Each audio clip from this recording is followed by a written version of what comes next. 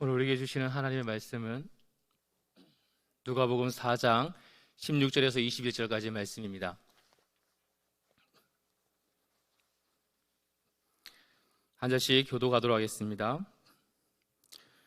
예수께서 그 가난하신 곳 나사렛에 이르사 안식일에 늘 하시던 대로 회당에 들어가사 성경을 읽으려고 서심해 선지자 이사야의 글을 드리거늘 책을 펴서 이렇게 기록된 데를 찾으시니 곧 주의 성령이 내게 임하셨으니 이는 가난한 자에게 복음을 전하게 하시려고 내게 기름을 부으시고 나를 보내사 포로된 자에게 자유를 눈먼 자에게 다시 보게 함을 전파하며 눌린 자를 자유롭게 하고 주의 은혜의 해를 전파하게 하려 하심이라 하였더라. 책을 덮어 그 맡은 자에게 주시고 앉으시니 회당에 있는 자들이 다 주목하여 보더라. 이에 예수께서 그들에게 말씀하시되 이 글이 오늘 너희 귀에 응하였느니라 하시니 아멘. 할렐루야. 네, 복된 오후 주일날 오후 시간입니다. 만나서 너무 반갑고요. 정말 하나님께서 이 오후 시간에도 크신 은혜를 부어줄 줄 믿습니다. 네.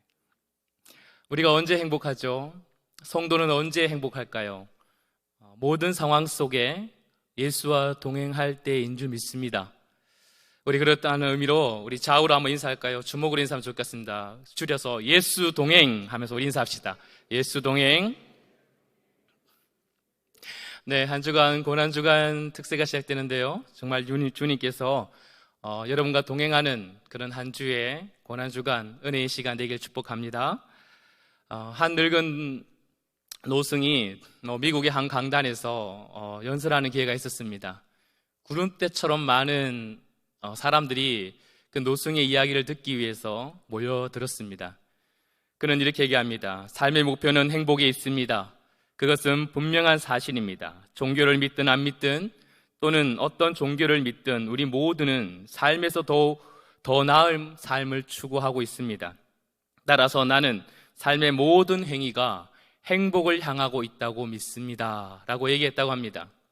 이 노승은 바로 티벳 나라를 잃고 수많은 백성들이 난민으로 살아가고 있을 때 행복에 대해서 나름 깨달았던 달라이 라마였습니다. 이 강연장에 있었던 한 사람이 궁금했습니다. 그래서 나중에 기회가 돼서 인터뷰한테 질문했습니다. 달라이 라마, 당신은 행복하십니까? 그러자 그는 아주 온화하고 평안하게 물론입니다.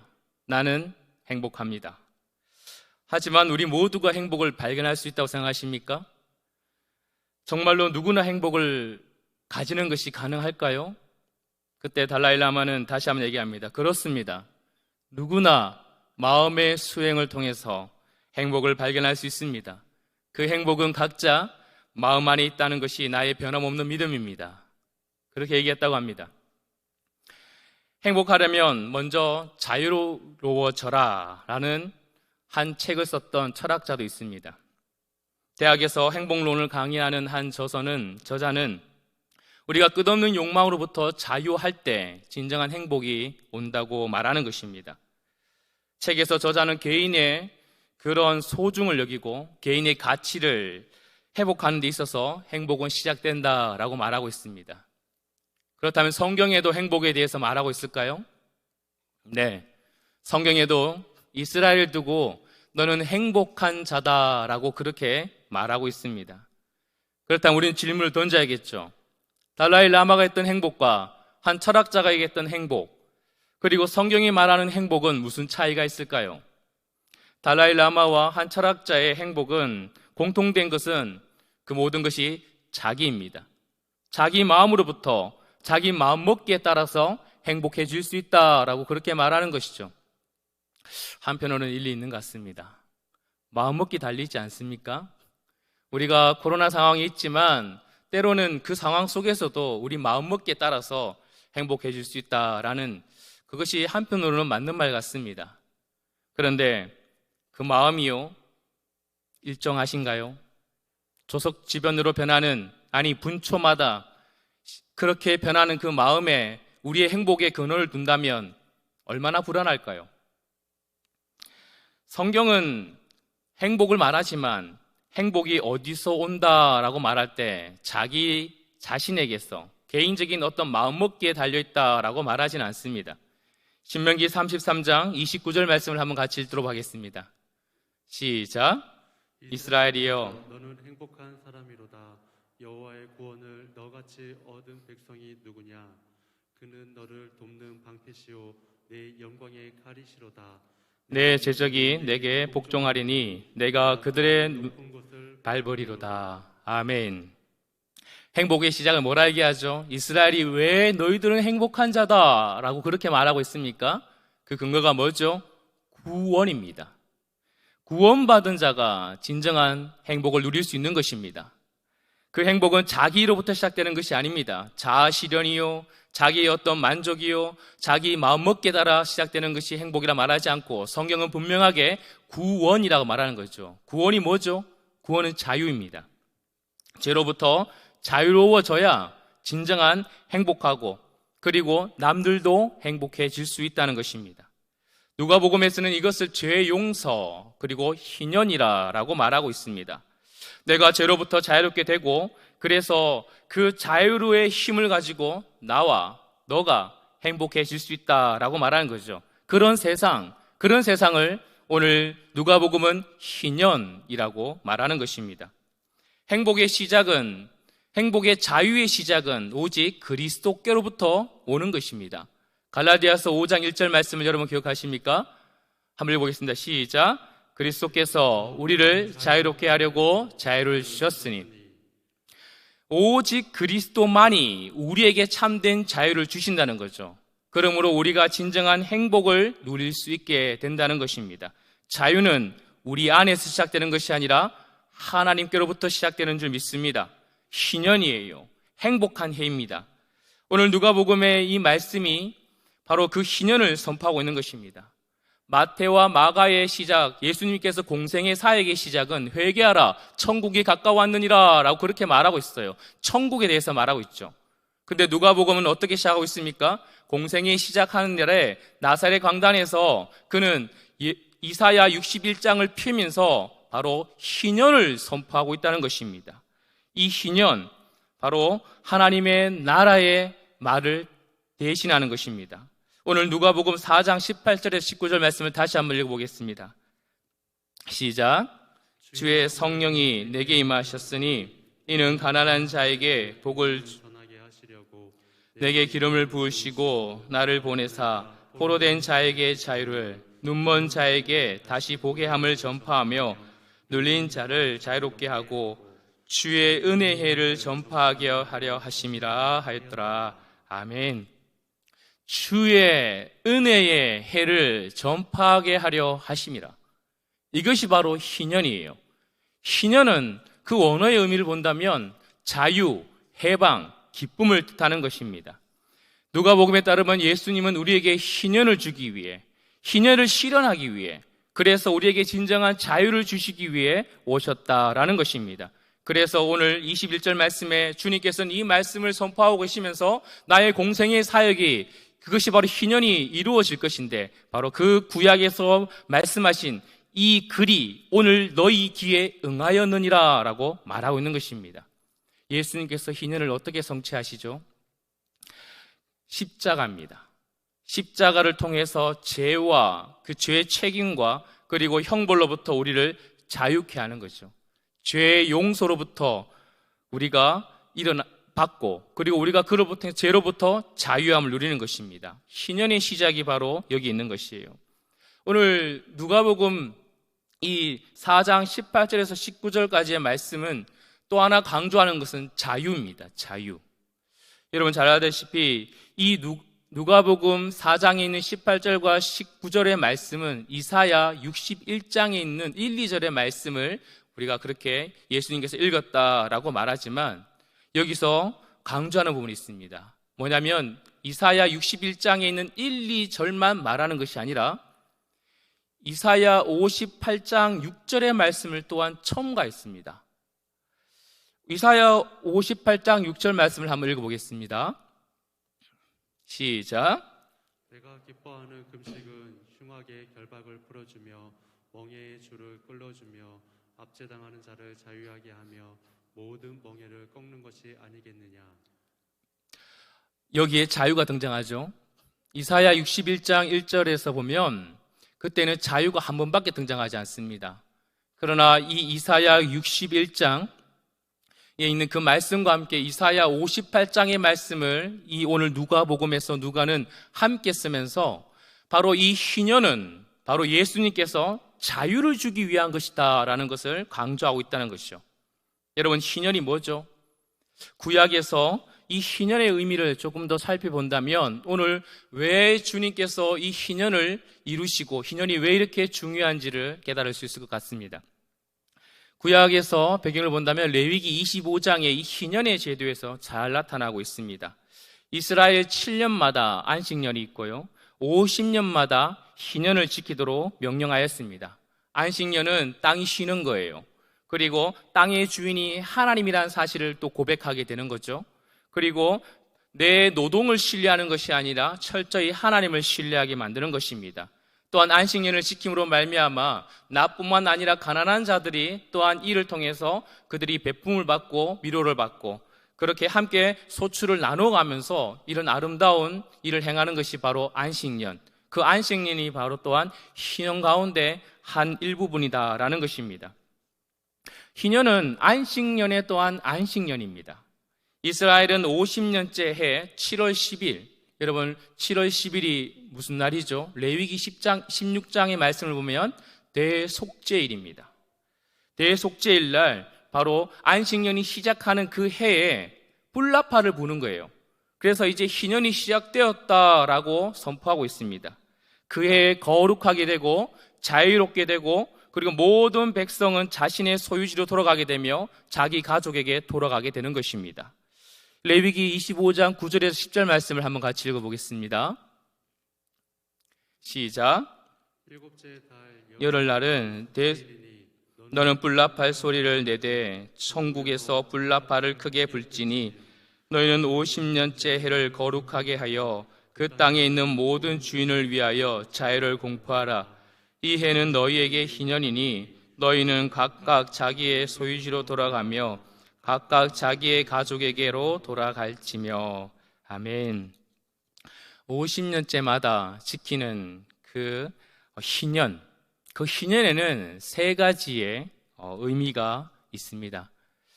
첫째는 대속죄일과 관련이 되어 있고요, 두 번째는 땅을 돌려주는 것, 세 번째는 종을 풀어주는 것. 이런 희년의 세 가지의 그런 행사가 그 특징이 다 의미하고 있다는 것입니다. 먼저 우리 이 세 가지를 하나씩 살펴보도록 하겠습니다. 첫 번째로 희년과 대속죄일입니다. 희년과 관련해서 우리가 주목해야 될 것은 바로 대속죄일입니다. 희년이 시작되었다라고 선포하는 것이 양각나팔을 불면서 바로 7월 10일 그 대속죄일로 시작하는 것입니다. 대속죄일은 무엇이죠? 죄 용서의 날입니다. 이스라엘에서 1년 중에 가장 큰 절기가 아닙니까? 이 날에는 이스라엘 전체를 위한 속죄의 날입니다. 대제사장이 오늘 이날만큼은 그 지성소, 하나님의 시은자 앞으로 나가게 되는 것입니다. 두 염소를 준비하지 않습니까? 한 염소를 잡아서 피를 이제 대제사장이 들고 와서 시은자 앞에 뿌리는 것입니다. 그 법궤에 뿌리면서 우리의 모든 율법 가운데 지었던 모든 죄의 결과, 그 지키지 못한 죄로 말미암은 사망, 그것이 바로 우리가 이 피로 말미암아 죽었습니다라는 걸 선포하는 거죠. 그리고 한 마리의 또 염소는 그것을 바로 안수하고 난 후에 광야로 아사셀을 위해서 보내버립니다. 그러므로 희년은 죄의 책임과 형벌로부터 이제는 모든 죄가 멀리 떠났다. 그리고 그 죄에 대한 사망이 다 해결되었다 라고 말하면서 이제는 완전한 자유, 완전한 기쁨, 죄로부터의 회복, 그것을 말하는 것입니다. 그래서 죄 용서받은 사람이 어떡하죠? 죄 용서받은 사람이 또한 옆에 있는 이웃들에게, 형제들에게 또 그 용서해주고, 그래서 온 국민들이 함께 용서와 자유와 기쁨을 누릴 수 있는 것이 바로 희년입니다. 그래서 대속죄일과 희년은 이런 관계가 있는 것이에요. 두 번째로 희년과 땅입니다. 원래 이스라엘 백성들은 가나안 땅을 정복하고 나서 여호수아를 때 모든 땅을 다 분배시켜줬습니다. 이미 그들은 자기 노력이 아닌 분배받은 땅을 가지고 살아냈습니다. 그런데 살다 보니 만만치 않죠. 땅을 농사 짓는데 소출량이 그렇게 각각 다른 것입니다. 아무리 열심히 해도 때로는 기술이 부족해서 많은 수확량을 낼 수 없는 경우도 있지 않습니까? 그럼 어떡합니까? 결국은 자신의 땅을 파는 거예요. 자신의 땅을 팔아서 그 양식을 구해야 하는 것입니다. 그것도 안 되니까, 땅만 안 되니까 자기의 집도 파는 것입니다. 그래서 이것저것 다 팔다 보니까 가난하게 되는 것입니다. 희년은 바로 이렇게 가난하게 된 자들이 의해서 팔았던 그 땅을요, 다시 원래 주인에게 돌려받는 날입니다. 너무나 놀랍죠? 희년은 자기가 가난해가지고 어쩔 수 없이 땅을 팔고 때로는 집을 팔고 그렇게 가난을 이겨보겠다고 살아내다가 이제 희년이 때가 딱 되면 그 팔렸던 모든 땅들이요, 이제는 희년에서 다 이제 원래 주인에게로 다 돌려주는 날이 바로 희년입니다. 물론 희년 전에 친족이나 자기가 어떤 돈을 벌어서 자기 땅을 찾을 수 있지만 그렇게 하지 못하는 경우에는 희년까지 기다리면 돼요. 희년까지 기다리면 자기 원래 땅을 다 돌려받는 것입니다. 주님께서 너무나 놀랍게 일을 하고 계시죠. 하나님께 주신 법은요, 정말 놀랍습니다. 레위기 25장 25절에서 28절 말씀을 한번 같이 읽어보겠습니다. 시작. 만일 내 형제가 가난하여 그의 기업 중에서 얼마를 팔았으면 그에게 가까운 기업 물을 자가 와서 그의 형제가 판 것을 물을 것이요, 만일 그것을 물을 사람이 없고 자기가 부유하게 되어 물을 힘이 있으면 그 판 해를 계수하여 그 남은 값을 산자에게 주고 자기의 소유지로 돌릴 것이니라. 그러나 자기가 물을 힘이 없으면 그 판 것이 희년에 이르기까지 산자의 손에 있다가 희년에 이르러 돌아올지니 그것이 곧 그의 기업으로 돌아갈 것이니라. 아멘. 희년은 땅이 다른 주인에게서 묶여있다가 자유롭게 되어 원래 자기 주인에게로 돌아가는 것입니다. 여러분, 놀라운 하나님의 제도가 뭐죠? 가난한 자는 그러므로 땅으로 말미암아 그렇게 어려움을 당하고 또 집이 없어서, 땅이 없어서, 소출이 없어서 거기에 물질에 너무너무 힘들어하고 헉헉거리고 있는 그 자들에게 하나님께서 희년이라는 걸 통해서 그들이 회복하게 되고, 그리고 하나님을 더 신뢰하게 되고 다시 살아낼 수 있는 힘을 주는 그런 놀라운 하나님의 법이었습니다. 과연 가난한 자에게만 그럴까요? 아니죠. 부자에게도 희년은 중요한 것이었습니다. 왜냐하면 물질이 많아지면 결국 물질에 속박되고 자신의 주인이 하나님이 아니라 결국 물질임을 알게 되는 거죠. 그래서 희년의 때의 부자들도 그 법에 따라서 그 자기들이 취했던 그런 땅과 여러 가지의 재산을 원래 주인에게 돌려줌으로 말미암아 그 물질에 더 이상 속박되지 않는 일이 벌어지는 것입니다. 가장 중심은 가난한 자에게 있지만 사실 가난한 자나 부자나 동일하게 물질에 속박되지 않는 그런 자유를 맛볼 수 있는 제도가 바로 희년이었습니다. 마지막 세 번째로 희년은 종과 관련되어 있습니다. 여러분, 희년에는 종이 자유롭게 되며 원래의 신분을 회복하는 날입니다. 앞에 말씀드렸던 것처럼 가난하니까 땅을 파는 거예요. 가난하고 나서 그 다음에 집을 팔죠. 먹고 살아야 되지 않습니까? 도저히 안 되면 어떡하죠? 종으로 들어가는 거죠. 자신이 종으로 들어가거나 또 어떻게 자식을 종으로 팔거나 그렇게 해서 결국은 굶주림을 면하려고 노력하는 것입니다. 이러한 형편에 있던 이스라엘 사람들은 그렇게 가난하게 되어 종으로 팔려온다고 할지라도 그 종을 종으로 대접하지 않고 일꾼, 품꾼, 그렇게 동거인으로 같이 대우해야만 했습니다. 그리고 희년이 되기 전까지 혹시나 자기가 돈을 벌어서 그 종살이를 끝낼 수도 있었고, 만약에 그렇게 또 여의치 않으면 희년의 때는 기다리면 돼요. 그러면 그 또한 그 종의 신분에서 자유롭게 되어가지고 자신이 이제는 자기의 기업을 또 이끌어갈 수 있는 그런 날이 온다는 것입니다. 레위기 25장 39절 41절 말씀이 잘 나타나고 있는데요, 제가 읽어드리겠습니다. 너희와 함께 있는 내 형제가 가난하게 되어 내게 몸이 팔리거든 너는 그를 종으로 부리지 말고 품꾼이나 동거인과 같이 함께 있게 하여 희년까지 너희를 섬기게 하라. 그때에는 그와 그의 자녀가 함께 내게서 떠나 그의 가족과 그의 조상의 기업으로 돌아가게 하라 그랬습니다. 희년에는 주인에게로부터 속박당했던 종들이 자유하게 되는 것입니다. 신분의 차별에서 속박이 사라지고 종들은 자유인으로서 존귀한 신분을 다시 한번 회복하는 거죠. 종들 또한 하나님의 형상을 온전히 회복하게 되며 그렇게 서로 형제로 대우받으며 이렇게 아름다운 하나님의 이스라엘 공동체를 세워가는 일에 희년의 제도를 줬다는 것입니다. 여러분, 세 가지였습니다. 희년은 대속죄일과 관련되어 있고, 그리고 땅과 관련되어 있고, 그리고 종과 관련되어 있습니다. 이렇게 너무 놀랍지 않습니까? 너무나 아름다운 제도가 희년이 아닙니까?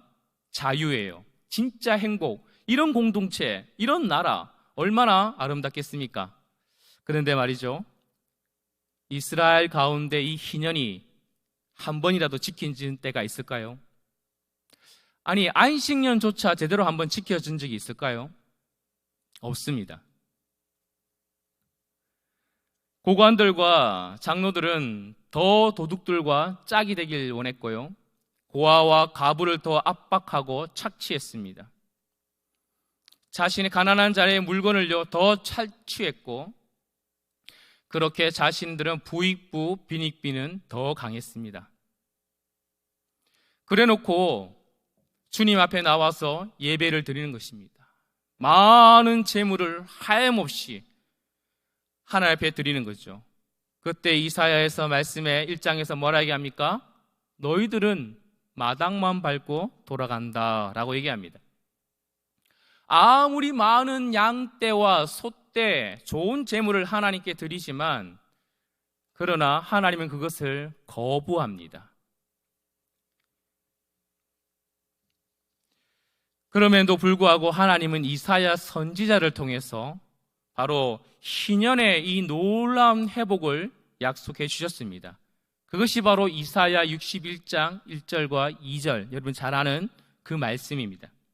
메시아가 오셔서 이루시는 진짜 희년엔 마음이 상한 자가 고침받고 포로된 자가 자유케 되며 갇힌 자가 노임받고 슬픈 자가 위로받는 것, 슬픔과 근심이 사라지며 진정한 기쁨의 해를 회복하는 것, 그것이 바로 그날이 올 것이다 라고 예언했습니다.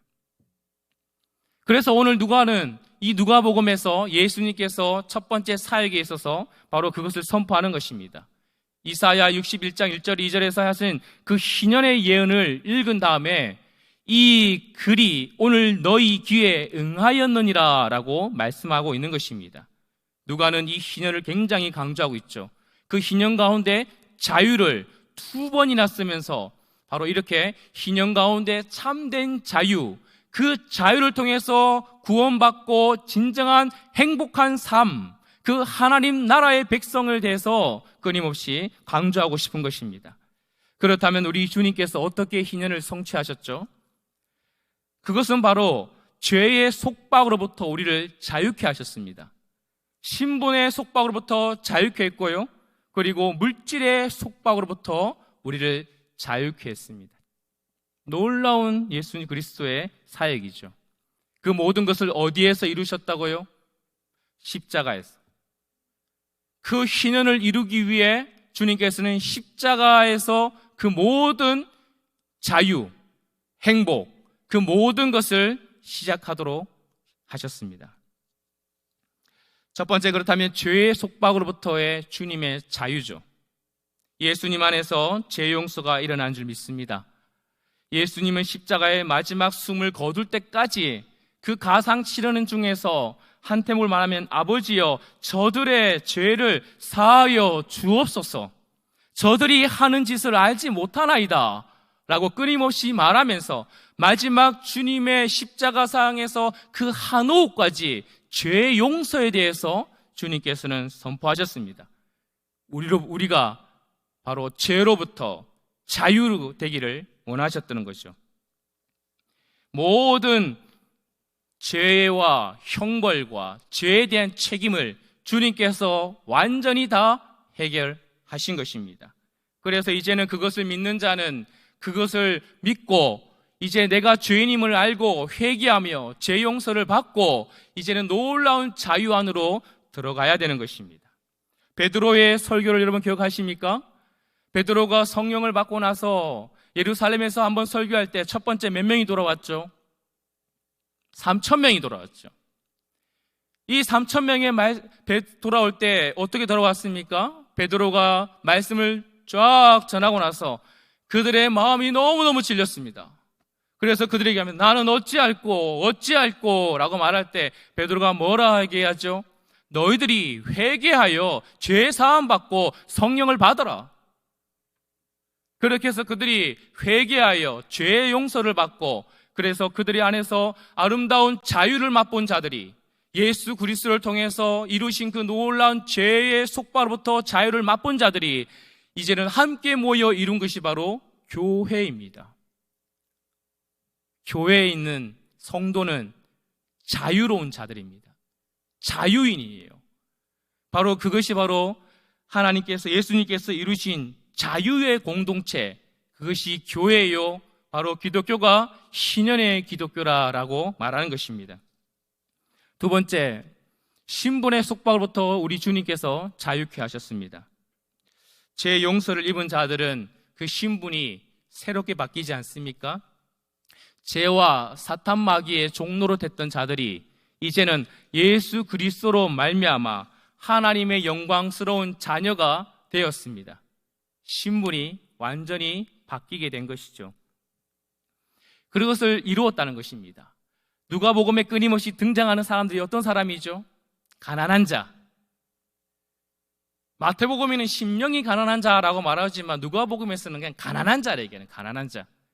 그 가난한 자가 신분이 회복됐다는 것입니다. 천대받은 여인을 생각하십니까? 사마리아 사람들, 세리의 기도, 그리고 삭개오, 수많은 사람들이 어떤 일이 벌어지죠?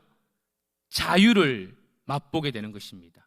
주님을 만나고 주님을 통해서 이루어진 그 놀라운 신분의 회복이 일어나는 거죠. 대표적인 사건이 탕자의 이야기입니다. 방탕하게 살았던 그 탕자가 다시 돌아왔을 때 그는 놀랍게 회개 가운데 아버지를 통해서 완전한 신분이 회복되었습니다. 어린아이뿐만 아니라 수많은 사람들이 바로 이 주님 앞으로 돌아오기만 한다면 죄와 사탄의 종로로 된 것이 아니라 바로 이제는 하나님의 존귀한 하나님의 자녀로 신분이 회복되는 것입니다. 할렐루야. 이런 일이 우리나라에도 있었습니다. 여러분 잘 아는 서울의 곤단골 교회, 승동교회 전신이지 않습니까? 여러분 잘 알지 않습니까? 그 곤단골 교회 어떤 일이 벌어졌죠? 백정과 양반이 함께 교회 안에 이루어지는 역사가 나타났어요. 예수 그리스도를 통해서 이뤄놓은 신분의 그 자유를 통해서 백정이 그 교회의 장로가 되고 왕족이 그 교회의 장로가 되어서 한 당회에 백정과 장로가 함께 교회를 운영하고 교회를 섬겼던 그런 놀라운 일이 우리나라에도 일어났었습니다. 이것이 가능한 이유가 뭡니까? 오직 예수 그리스도께서 이루신 그 놀라운 자유, 그 희년의 해가 왔기 때문에 그런 것입니다. 또 없습니까? 김제 여러분 금산교회라고 가보셨습니까? 제가 한번 기회가 돼서 한번 가봤는데요. 기역자 교회, 남자는 이쪽, 여자는 이쪽 이렇게 앉기도 하고 문화재로 등록된 교회인데요. 그 교회에 어떤 일이 벌어지죠? 양반인 조덕삼 부자였습니다. 그러나 아주 신실한 자였습니다. 근데 그가 똘똘한 머슴, 이자익이라는 머슴을 부리지 않습니까? 근데 그를 통해서 교회 안에서 투표를 했는데 그 모습이 영주가 되는 거예요. 리더가 되는 것입니다. 그러면서 조덕사문 앞에 나와가지고 괘씸하게 여기는 것이 아니라 하나님이 우리 교회에 놀라운 일을 행하셨습니다 라고 선포하죠. 그리고 나중에 조덕삼도 함께 영주가 됩니다. 그리고 이 자기 모습이 자기 집에 데리고 있던 이 모습이 너무나 똘똘하기에 또 하나님을 신실하게 믿기에 신학교를 보냅니다. 그리고 나중에 신학을 공부를 마치고 난 이후에 조덕삼은 장로가 되고 이자익은 나중에 이 조덕삼이 이자익 목사님을 모셔서 그 교회 담임 목사님으로 세우십니다. 이게 가능합니까? 한때 신부는 백정은 사람 취급도 하지 않고 머슴은 하나의 물건으로 생각했던 그 시대 때 이런 놀라운 신분의 이 자유를 이루었던 이 교회가 일어날 수 있는 이유는 뭐죠? 예수 그리스도께 이루신 그 놀라운 십자가의 사건, 그 자유, 그 희년의 해, 은혜의 해, 그것 때문에 된 줄 믿습니다. 세 번째로 물질에 대한 속박으로부터 자유가 일어나는 것이죠. 예수 그리스도 안에서 죄 용서를 받고 은혜 받은 사람이 이제는 물질에부터 자유가 일어납니다. 그 물질을 이제는 나를 위해 쓰지 않는 거죠. 상대방에게 드리는 것입니다. 여러분, 물질의 자유 아십니까? 제가 목회하면서 한 목사님에게 배운 물질에 대한 가르침은 하나님께는 위대하게, 이웃에게는 풍성하게, 자기에게는 검소하게, 그렇게 했던 말씀이 생각납니다. 우리는 거꾸로 되지 않습니까? 이것이 뒤집어졌냐고요. 여러분의 삶 가운데 여러분이 정말 희년의 때를 맛보고 있는, 우리가 구원의 때를 맛보고 있는 이 물질의 자유를 누리고 있습니까? 삭개오 보시면 잘 알지 않습니까? 주님을 만났습니다. 삭개오가 살던 곳이 어디죠? 여리고죠. 여리고가 어떤 도시입니까? 이스라엘 백성들이 처음으로 정복했던 여리고, 그러나 거기에 물질의 시험을 아간을 통해서 받았던 탐욕의 도시, 물질이 만연한 도시 아닙니까? 그곳에서 세리장이었던 삭개오, 오직 자신의 주인은 물질, 만몬주의가 있었던 그 삭개오. 근데 그가 예수를 만나니 어떻게 바뀝니까? 이제는 만몬, 물질이 내 주인이 아니라 진정한 주인이 바뀌죠. 그래서 물질을 그냥 그렇다고 버리는 것은 아닙니다. 물질을 이제 참되게 내 인생의 참된 주인인 예수 그리스도의 그 합당한 뜻에 맞게 그 물질을 사용하게 되지 않습니까? 4배, 5배, 내 인생, 내 재산의 절반을 가난한 자에게 내어주겠습니다 라고 말하면서 바뀌기 시작하는 거죠. 예수 그리스도가 아니고서는 이런 일이 벌어질 수가 없다는 것입니다. 사도행전 초대교회에 어떤 일이 벌어집니까? 수많은 사람들이 은혜 받고 아름다운 희년의 공동체, 그 교회 공동체, 자유의 공동체 안에 있으니까 그들은 물질을 서로 통용하기 시작합니다. 아름다운 하나님께서 이루신, 주님께서 이루신 그 은혜의 해를 맛보는 거죠. 이것 또한 신약에서도 똑같습니다. 물질에 가난한 자에게만 그런 혜택이 일어나는 것이 아니죠. 가난한 자가 궁핍하고 어려운 가운데 고아와 과부와 객이 그렇게 소외된 사람들에게만 물질이 그렇게 흘러가는 것이 아니라 동일하게 신약시대에도 물질의 부자, 가진 자들에게도 예수 그리스도를 통해서 이 물질의 속박으로부터 자유가 일어나는 것입니다. 더 이상 내 주인이 물질이 아니게 되는 거죠. 이런 일이 일어나는 것이 바로 예수 그리스도께서 이루신 그 놀라운 희년의 해라는 것입니다.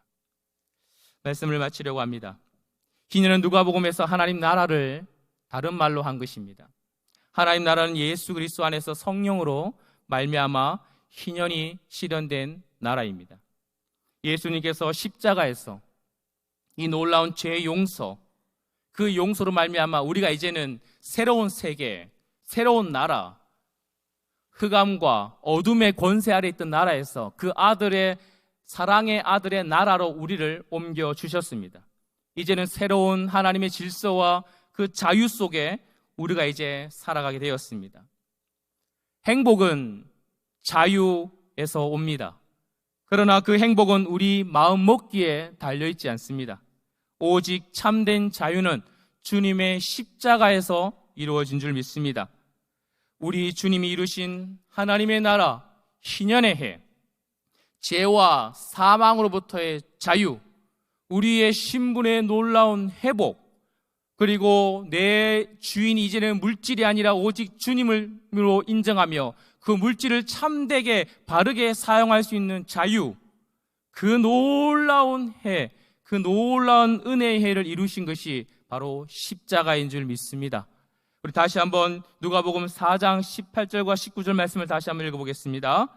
주의 성령이 내게 임하셨으니 이는 가난한 자에게 복음을 전하게 하시려고 내게 기름을 부으시고 나를 보내사 포로된 자에게 자유를, 눈먼 자에게 다시 보게 함을 전파하며 눌린 자를 자유롭게 하고 주의 은혜의 해를 전파하게 하려 하심이라 하였더라. 히브리서 4장 16절 말씀에 그러므로 우리는 자유케 된 우리는 이제 진정한 행복에 시작된 우리는 죄 용서를 받았고 물질로부터 자유하고 우리의 하나님의 형상된 회복된 우리는 긍휼하심을 받고 때를 따라 은혜를 얻기 위하여 은혜의 보좌 앞에 담대히 나아갈 것이니라.